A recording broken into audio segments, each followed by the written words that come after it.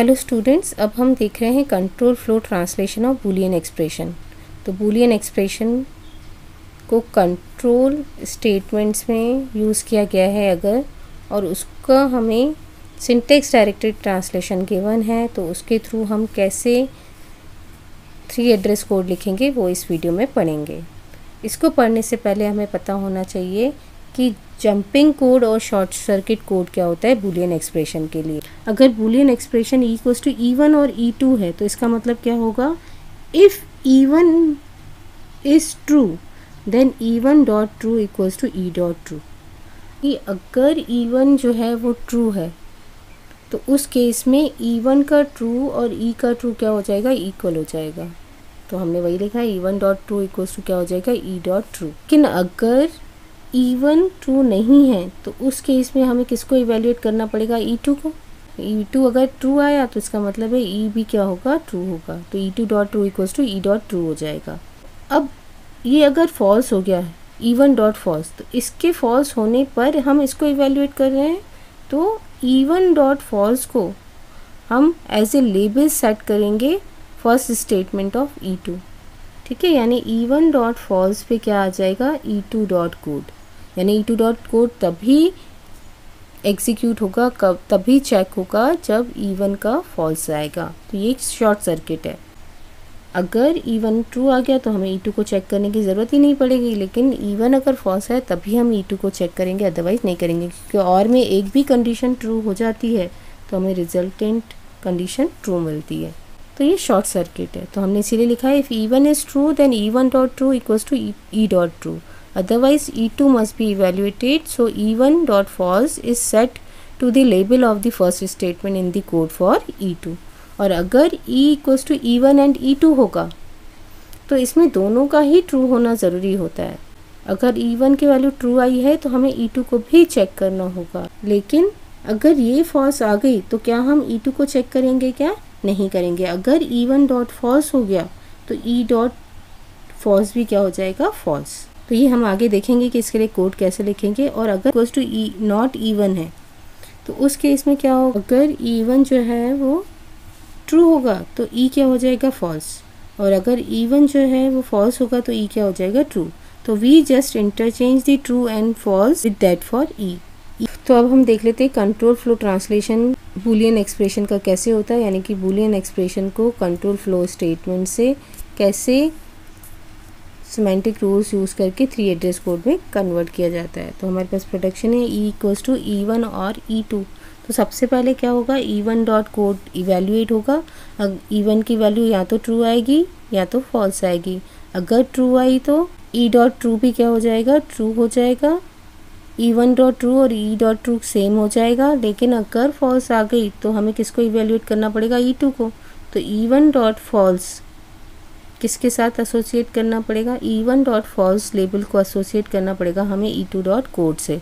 क्यों, क्योंकि E1 अगर फॉल्स आया तो उस केस में ही हम E2 को इवेल्युएट करेंगे, अदरवाइज़ नहीं करेंगे। तो हमने वही लिखा है कि हम अज्यूम कर रहे हैं सबसे पहले कि E1 ट्रू है, तो E1 का ट्रू और E का ट्रू क्या हो जाएगा, सेम होगा।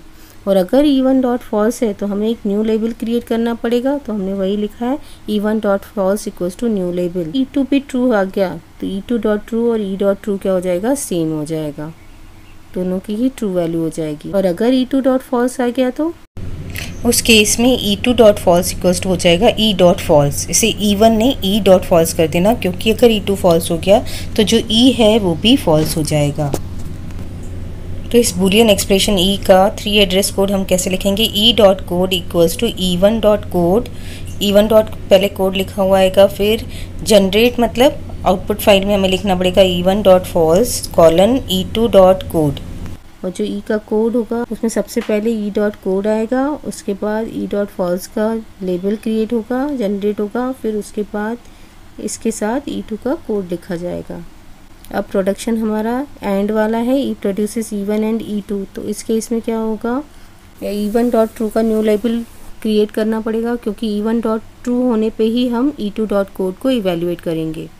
तो सबसे पहले E1 डॉट कोड इवेल्युएट होगा, इसकी वैल्यू या तो ट्रू आएगी या तो फॉल्स आएगी। अगर ट्रू आई तो हमें E2 के कोड को इवेल्युएट करना होगा। तो हमने सबसे पहले क्या लिखा, E1 dot true equals to new label और E1 dot false equals to E false. अगर E1 फॉल्स हो गया तो ई भी फॉल्स ही होगा, तो इसीलिए दोनों के फॉल्स सेम हो जाएंगे।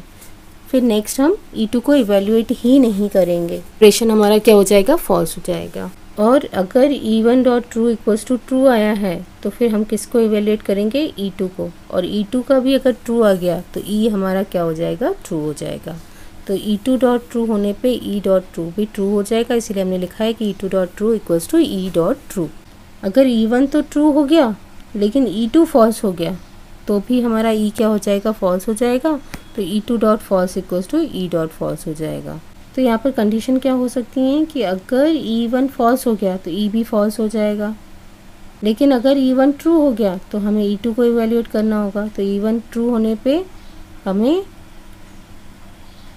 न्यू लेबल क्रिएट करना पड़ेगा E1 का, और वहाँ पर E1 E2 के कोड को इवेल्युएट करना पड़ेगा। अगर E2 भी ट्रू आ गया तो E ट्रू हो जाएगा, ठीक है, लेकिन E2 फॉल्स हो गया तो ये तो ट्रू था लेकिन ये फॉल्स हो गया, तब भी E क्या हो जाएगा, फॉल्स, क्योंकि एंड में दोनों का ट्रू होना ज़रूरी होता है। इसलिए हमने लिखा है कि E2 डॉट फॉल्स होने पे E भी क्या हो जाएगा, फॉल्स हो जाएगा।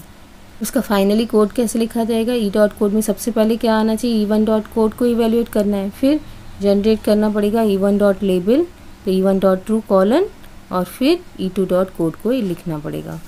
अब अगर E प्रोड्यूसेस नॉट E1 है तो नॉट E1 में क्या होगा, अगर E1 डॉट ट्रू है तो E डॉट फॉल्स हो जाएगा, अगर E1 डॉट फॉल्स है तो E डॉट ट्रू हो जाएगा। जो E का कोड होगा वो किसके कोड के इक्वल होगा, E1 डॉट कोड के। अगर यहाँ पर ब्रैकेट्स में है E1 तो यहाँ पर दो, अगर E1 ट्रू है तो E भी ट्रू होगा, E1 फॉल्स है तो E भी फॉल्स होगा, और E dot code equals to क्या होगा, E1 डॉट कोड।